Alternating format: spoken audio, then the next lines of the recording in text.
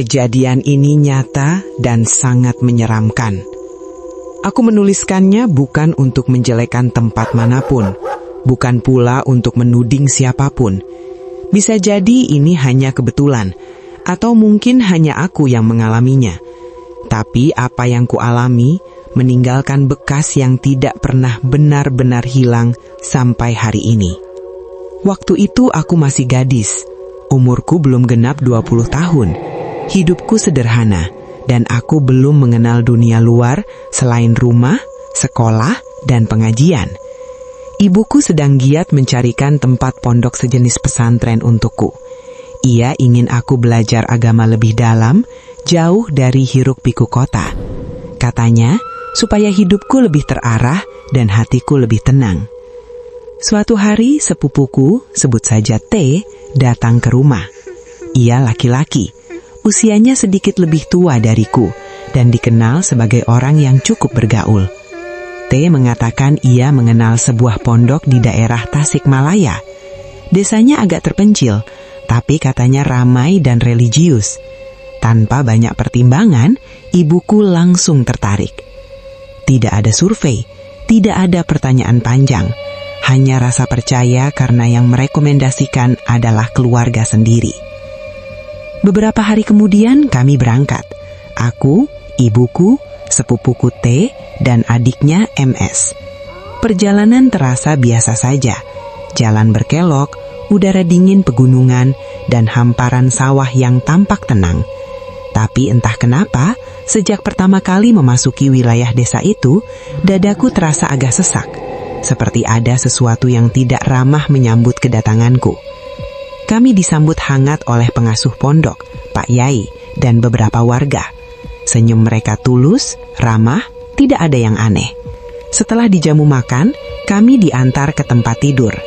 Bangunan mes santri itu bertingkat 2. Lantai bawah digunakan sebagai ruang belajar. Ada 3 ruangan berjajar dengan lorong sempit di depannya. Lantai atas pun memiliki 3 kamar, tapi di bagian belakang terdapat bangunan terbengkalai. Bentuknya seperti bekas kamar mandi atau tempat cuci. Dindingnya kusam, atapnya sebagian runtuh, dan pintunya selalu setengah terbuka. Sejak pertama kali melihat bagian belakang itu, bulu kudutku berdiri. Bukan karena takut yang meledak-ledak, tapi rasa tidak nyaman yang pelan dan menempel. Awalnya aku mengira santri di pondok ini banyak, tapi ternyata hanya aku dan MS yang tinggal di situ. Alhamdulillah, ada satu anak setempat bernama DE yang menemani kami. Dari 3 kamar di lantai atas, kami bertiga tidur di kamar nomor 2. Kamar nomor 1 ditempati senior bernama CA, sementara kamar nomor 3 kosong dan jarang dibuka. Kamar mandi berada cukup jauh, sekitar 50 meter dari mes. Disebut balong. Jalannya melewati tanah lembab dan agak menurun. Ada kamar mandi lain yang lebih dekat, letaknya di belakang mes, tapi jalannya lebih menyeramkan.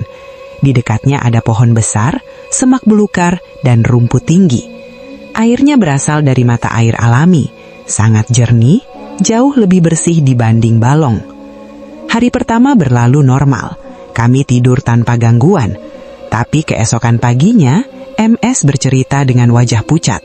Katanya, semalam ia terbangun dan melihat seorang perempuan berambut panjang duduk di dekat pintu kamar, tepat di samping tempat tidurku.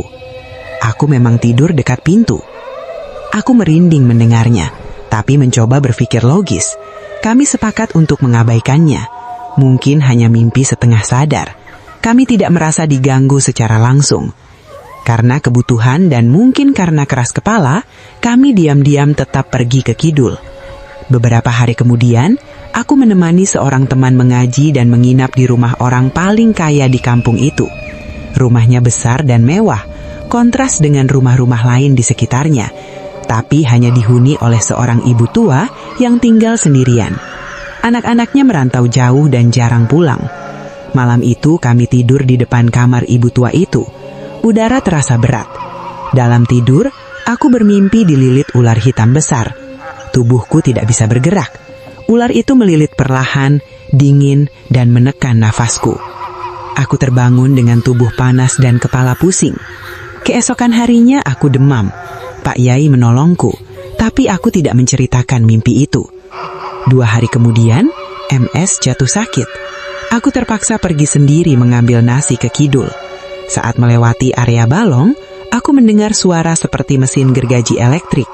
Suaranya keras dan tiba-tiba. Aku bingung harus maju atau mundur. Tiba-tiba, di atas air balong meluncur sesuatu berwarna keemasan.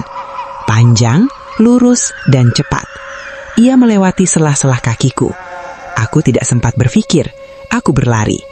Biasanya aku lewat jalur kiri, tapi karena panik aku mengambil jalur kanan.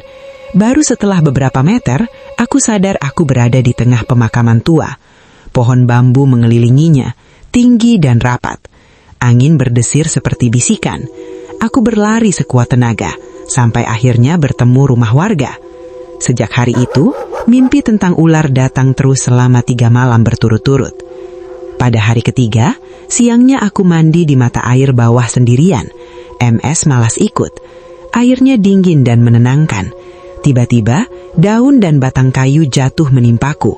Padahal tidak ada pohon di atas atap. Saat aku menoleh, astagfirullah, ada kepala ular melingkar di leherku. Lidahnya menjulur, matanya dingin. Aku refleks menariknya. Ular itu jatuh ke mata air dan menghilang. Aku menjerit histeris. Dalam keadaan telanjang, santri laki-laki berdatangan, tapi tidak ada yang berani masuk. Santri perempuan akhirnya menolongku. Tubuhku kram, kepalaku pusing, badanku kaku. Aku dibawa ke seorang sepuh. Ia memiliki batu kecil dari Mekah, batu ula. Batu itu menempel di leherku. Ada 4 bekas gigitan, 2 kanan, 2 kiri. Anehnya aku tidak merasakan sakit saat digigit. Aku menginap 2 hari di rumah sepuh. Aku menelpon orang tuaku. Jam 10 malam, mereka datang menjemputku. Sejak itu, aku tidak pernah kembali. Sampai sekarang, mimpi tentang ular masih datang, tapi hanya dalam mimpi. Aku belajar satu hal, tidak semua larangan dijelaskan dengan kata-kata. Sebagian hanya bisa dipahami setelah kita melanggarnya.